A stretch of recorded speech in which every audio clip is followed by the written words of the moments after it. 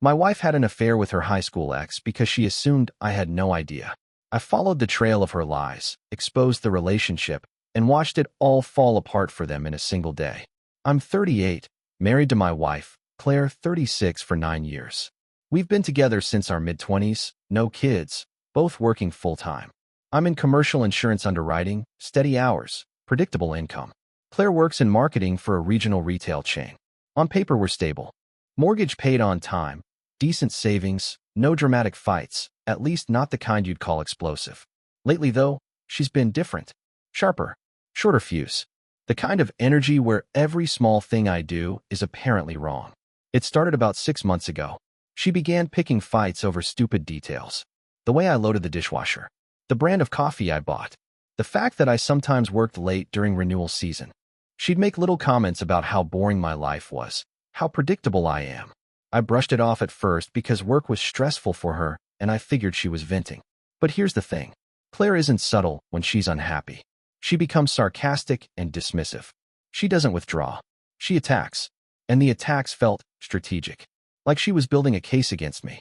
Around that same time, she reconnected with some old high school friends. Reunion planning, group chats, that sort of thing. One name kept popping up in conversation. Dylan, her high school boyfriend. Apparently, they dated for 2 years before he left for college and cheated on her. She always described him as immature and selfish. At first, she talked about him in an eye-rolling way. Then she started defending him, saying people change, saying he was misunderstood back then. I noticed because she'd bring him up out of nowhere. We'd be watching TV, and she'd say something like Dylan used to love this band. Or Dylan always said I'd look good with shorter hair. It was subtle enough that if I mentioned it, I'd sound insecure. So I didn't. What made me uneasy wasn't just the name dropping. It was the shift in how she treated me. The comparisons weren't direct, but they were implied. She'd say I lacked spontaneity, that I was too cautious, that she missed feeling wanted instead of scheduled. We've always had access to each other's phones. No rules, no secrecy. A few weeks ago, I noticed she started flipping hers face down. Not locked away, just deliberately angled. I didn't accuse her of anything. I didn't even ask. I just started paying attention. The first thing I noticed was how she started rewriting our history in real time.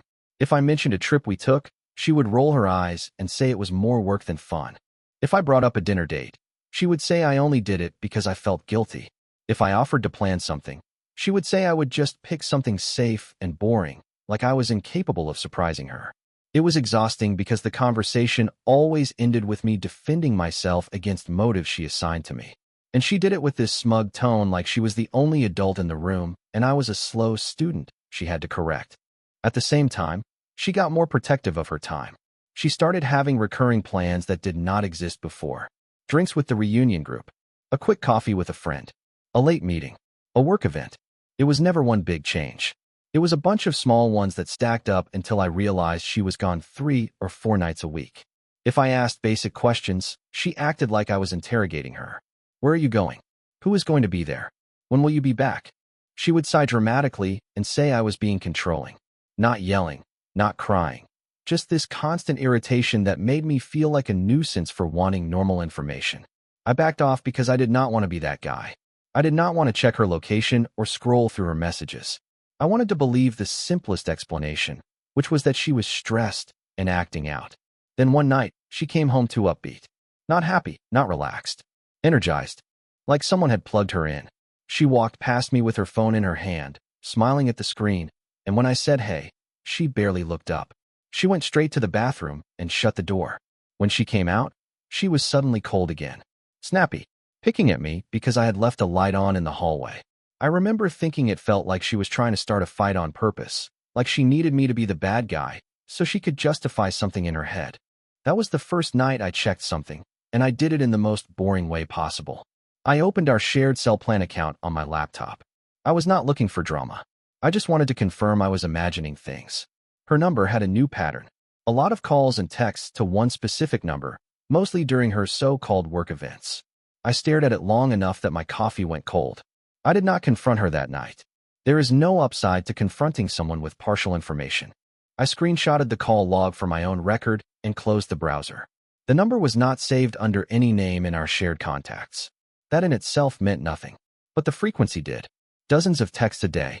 Short calls during lunch hours. Longer calls late at night on days she claimed she was exhausted. The next step was simple. I reverse searched the number. It took less than a minute. Dylan. Full name. Linked to a small real estate firm in the next town over. Same guy from high school. Same last name she had been casually mentioning for months. What bothered me was not that she was talking to an ex. People reconnect. It happens. What bothered me was the narrative she had been building about me at the exact same time. You are predictable. You are boring. You never surprise me. You do not make me feel wanted. Those comments stopped feeling random and started feeling rehearsed. Like she was justifying a comparison I was not part of. I did not tell her I knew. Instead, I paid attention to timing. On Tuesday, she said she had a late marketing meeting at the office. I checked her location through the family app we both use for travel safety. She was not at her office.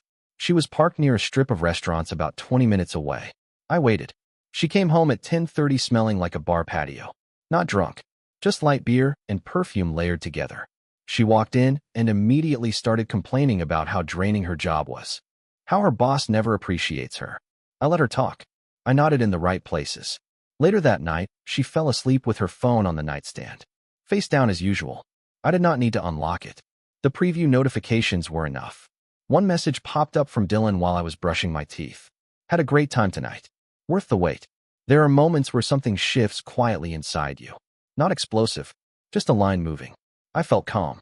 The next morning she woke up irritable, snapping at me for not replacing the Brita filter fast enough. I watched her criticize me over filtered water while texting another man under the table. That was when I decided I was done being passive. I was not going to argue about filters while she built a second relationship in plain sight. I was going to document everything first. Documentation sounds dramatic, but it really was not. I did not hire a private investigator or plant anything illegal. I stayed within what was already accessible to me. First, I exported 3 months of our shared phone records. Timestamps, durations, frequency. I highlighted every interaction with his number. The pattern was obvious. Spikes on days she claimed work stress. Gaps when we were physically together all day. Long calls on evenings she said she needed space. Second, I started saving screenshots of the location history from our shared app. Again, nothing invasive. We both enabled it years ago after a snowstorm stranded her on the highway. She had never objected to it. Over 2 weeks, her supposed office meetings mapped almost perfectly to the same 3 locations. A wine bar, a coffee shop, an apartment complex. The apartment complex was the detail that shifted this from emotional to physical in my mind. I did not accuse her. Instead, I tested something small. One Friday, she said she was staying late at the office to finish a campaign launch. I told her I was grabbing dinner with a colleague. I did not actually have plans. I drove 20 minutes in the opposite direction, parked, and waited. At 8:15, her location pinged at the apartment complex again. I drove there. It is a mid-range place. Not luxury. Not run down. The kind of building a mid-30s real estate agent could afford. I parked across the street where I could see the entrance. At 8:42, Dylan walked out to the parking lot. I recognized him from social media. Taller than me, more athletic build. He leaned into the passenger side of Claire's car. Kissed her. Not a peck. A comfortable kiss. She touched his face like it was routine. I stayed in my car. I did not confront them in the parking lot. That would have created a scene and given her space to rewrite what I saw. Instead, I took 2 photos from a distance. Clear enough to identify them. Not invasive. Just factual. Then I left before she did. When she got home around 10, she complained about how draining the fake meeting had been. She criticized me for not folding the laundry. She asked why I seemed quiet. I told her I was just tired. And that was the last normal night we had. The next morning, I took a personal day from work. Not impulsively. I emailed my manager, told him I needed to handle something at home. I wanted clarity before emotion. I printed the phone logs. I printed the location screenshots. I printed the 2 photos from the parking lot. I laid them out on the dining table in chronological order. Not to be theatrical, to keep myself grounded in facts. Claire left that morning saying she had an early strategy session. She barely looked at me. She made a comment about how distant I had been lately and how she felt like she was living with a wall. I did not argue. While she was gone, I called a local attorney just to confirm something basic. The house is in both our names. In our state, I cannot legally change the locks or throw her belongings on the lawn. What I can do is ask her to leave voluntarily. If she refuses, then we handle it through formal separation. I was not going to do anything illegal or dramatic. I just wanted her out of my immediate space. She came home around 4 in the afternoon, earlier than usual. I was sitting at the dining table. She walked in, saw the papers, and her entire posture changed. Not confusion, recognition. I asked one question. How long? She tried to pivot immediately. Said it was not what it looked like. Said I was overreacting. Said Dylan was just someone she could talk to because I had become emotionally unavailable. I slid the phone records toward her. Then the location history. Then the photos. Her face went pale for about 3 seconds. Then it hardened. Instead of apologizing, she got defensive. Said I invaded her privacy. Said I must have been looking for a reason to blame her. Said if I had been more exciting, she would not have needed attention elsewhere. That was the moment any doubt left me. I told her calmly that she needed to pack a bag and leave by the end of the night. I said I would cover the mortgage for now. I said she could stay with Dylan if he was so important. She laughed at first, like I was bluffing. I was not. When she realized I was serious, she called me dramatic. She said I could not just kick her out. I repeated that I was asking her to leave voluntarily to de-escalate. If she refused, we would be speaking through attorneys within the week. She stared at me for a long time. Then she went upstairs and started packing. She packed louder than necessary. Drawers slamming. Closet doors banging. It was performance anger, the kind meant to make me question whether I was overreacting. I stayed downstairs. I did not follow her room to room. I did not engage. After about 20 minutes, she came down with an overnight bag and her laptop case. Not a full move. Just enough to signal she assumed this was temporary. She stood by the door and said I was making a mistake. That this was something we could work through. That I was choosing pride over our marriage. I asked her one more direct question. Are you still seeing him? She paused. Not long. Just enough. She said it was complicated. That was answer enough. I told her this was not complicated for me. You lied repeatedly. You carried on a physical relationship. You criticized me to justify it. That is not confusion. That is a decision. She tried to pivot again, said I was being cold. Said I was acting like I never cared. It was strange listening to her reframe the situation as if I was abandoning her. I opened the front door. I told her she could contact me by email about logistics, utilities, bills, next steps. I said I would not be communicating through text. I did not want emotional back and forth. She hesitated on the porch. I think she expected me to chase her, to soften, to say come back inside and let's talk. I did not. She got in her car and drove away. The second her taillights disappeared at the end of the street, I blocked her number. I blocked her on every social platform we used. Instagram, Facebook, even LinkedIn. Not out of anger, out of structure. If she needed to reach me, she could email. That was the only channel I was willing to leave open. Then I went upstairs and moved her remaining clothes into the guest room closet. I was not throwing anything out. I was creating physical separation to match the decision that had just been made. About 30 minutes later, my phone lit up repeatedly. Unknown number. Then another. Then a FaceTime attempt. I did not answer. I checked my email instead. Nothing yet. Which told me she had not expected the block. She assumed she could manage me emotionally from a distance. That she could send long explanations, half apologies, or guilt-soaked paragraphs until I softened. That door was closed. If she wanted to speak, she would have to do it deliberately and in writing. And she would have to think before she hit send. An hour later, a new email account appeared in my inbox with her name attached to it. The subject line was simple. You are overreacting. I did not open the email immediately. I made dinner first. Something simple.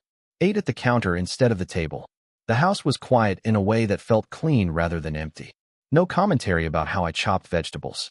No passive-aggressive sighs. When I finally opened the message, it was exactly what I expected. She said I was escalating something that could have been handled privately. She said she never intended for things to go this far. She said Dylan was just someone who made her feel heard when I had stopped trying. There was no direct admission. No apology for lying. No acknowledgement of the physical part one had documented. Instead, she framed it like I had forced her into a corner by reacting too strongly. I replied with one paragraph. I am not debating whether I am overreacting. I am ending a marriage where my wife lies consistently and blames me for her choices. If you want to discuss logistics, keep it practical. That was it. 5 minutes later, another email came in. The tone shifted. She said she could come home and we could set boundaries. She said she would cut contact with him. She said she only went to his apartment a few times and it was not what I thought. The problem with that argument is simple. I already knew what I thought. I saw enough. I did not respond to that message. Instead, I did something she did not expect. I looked up Dylan's real estate profile. It listed his brokerage and office number. Public information. Then I searched further and found that he was engaged 3 years ago. The engagement ended abruptly. No explanation online. I also found photos of him and Claire together at what looked like a recent group reunion event, tagged publicly by someone else. Arms around each other in a way that did not read as casual. Claire had been careful on her own accounts. Dylan had not. That told me something important. He was either careless or convinced this was harmless. Either way, he had as much to lose as she did. And I was done protecting both of them. I am not a revenge-driven person. I am methodical. Before doing anything, I double-checked timelines. I lined up the dates of her supposed late meetings with the photos from the reunion and the spikes in their call logs. There was overlap. Enough to show consistency, not a one-off mistake. Then I did something simpler than reaching out to him. I forwarded the parking lot photos and the summarized call logs to Claire's parents and to 2 mutual friends who had hosted the recent reunion event. I kept the message short and factual. I wrote that I had discovered an ongoing affair, that I had asked Claire to leave the house, and that I wanted transparency before rumors started. No insults. No exaggeration. Just dates and documentation. I did not contact Dylan directly. Within 20 minutes my inbox exploded. Claire emailed from another new address. "What did you do?" That was the subject line. No denial. No confusion. Just panic. Apparently, one of the mutual friends had texted Dylan immediately after receiving my message. I did not need to orchestrate anything. Social circles do the work for you. Her next email was furious. She said I was trying to ruin her reputation. She said I had no right to involve other people. She accused me of being vindictive. I did not respond at all. No clarification. No defense. Nothing. About an hour later, she sent another message. "He is not answering me." Then another. "You are blowing up everything." Then another. "My parents are calling me." I stayed silent. I had not lied. I had not dramatized. I had simply removed the secrecy that made their relationship convenient. The structure they had built depended on privacy and plausible deniability. Once that disappeared, so did the stability of whatever they thought they had. By early evening, her tone shifted again. This time it was not anger. It was fear. The fear came through in the pacing of her emails. The earlier messages were paragraphs. Defensive. Accusatory. Structured enough to maintain some pride. By 7 that night, they were fragmented. "My dad thinks I destroyed my marriage. Dylan is not picking up. Please answer me." For the first time, she was not blaming me for being boring or emotionally unavailable. She was reacting to consequences she did not anticipate. I still did not respond. Instead, I focused on practical steps. I scheduled a consultation with a divorce attorney for the following Monday. I moved half of our joint savings into a separate account in my name, which is legal in my state as long as I document it and account for it during proceedings. I changed the passwords to utilities and streaming services, not to punish her, but to prevent unnecessary access disputes. Around 8:30, my doorbell rang. I did not expect that. When I checked the camera, it was Claire. She looked different. Not dramatic. Just unsettled. No makeup. Hair tied back. She was holding her phone like it was a lifeline. I opened the door, but did not invite her inside. She started talking immediately. Said everything had spiraled. Said Dylan told her he needed space because he did not sign up for public drama. Said her parents were furious and disappointed. Said she never thought I would actually expose it. There it was. She assumed I would absorb it quietly. I told her calmly that I did not expose anything false. I clarified facts. What other people chose to do with that information was not my responsibility. She asked if she could come back home. Not permanently, just until things calmed down. I said no. I explained that the house is not a reset button. Trust is not something you pause and resume once external pressure builds. She tried one last angle. Said she made a mistake. Said she was confused. Said she thought I would fight for her instead of pushing her away. I told her I am not competing with another man for my own marriage. That seemed to land. She stood there for a long moment, waiting for softness that was not coming. Eventually she nodded, turned, and walked back to her car. This time, there was no slammed door. No angry exit. Just quiet. And for the first time in months, I felt certain. The next morning I woke up before my alarm. For months I had been waking up tense, even before I understood why. That low-level anxiety that something was off, but you cannot yet prove it. That was gone. I made coffee. Sat at the kitchen counter. The house felt like mine again. not like a shared stage where I was constantly being evaluated. Claire sent one final email that morning. It was shorter than the others. I did not think you would actually walk away. That sentence summed up everything. She did not think I would check the phone records. She did not think I would drive to the apartment complex. She did not think I would ask her to leave. And she definitely did not think I would remove the secrecy that kept her version of events intact. I replied once, I am not walking away. I am stepping out of something that no longer exists. Then I contacted the attorney and officially started the filing process. Over the next week, communication stayed limited to logistics. She moved the rest of her things out while I was at work. We divided furniture without drama. I kept the house and refinanced. She signed without contesting it. I suspect she wanted distance from anything that reminded her how quickly this unraveled. From what I heard through mutual friends, Dylan cooled off once everything became public. He apparently told people he did not want to be involved in a messy divorce. The relationship that was exciting and secret did not survive in daylight. I did not reach out to confirm. I did not need to. The entire situation collapsed in less than 24 hours once the lies stopped being protected. There was no screaming finale, no dramatic confrontation, just exposure and consequence. Looking back, the affair itself did not shock me as much as the assumption behind it. She believed I would tolerate disrespect quietly, that I would internalize the criticism and try harder while she entertained an alternative. That was the miscalculation. I am not proud of how it ended. Divorce is not something I ever planned for, but I am clear about why it ended. When someone treats your stability like a backup plan, the only move that makes sense is to remove yourself from the board. And once I did, everything they built without honesty fell apart on its own.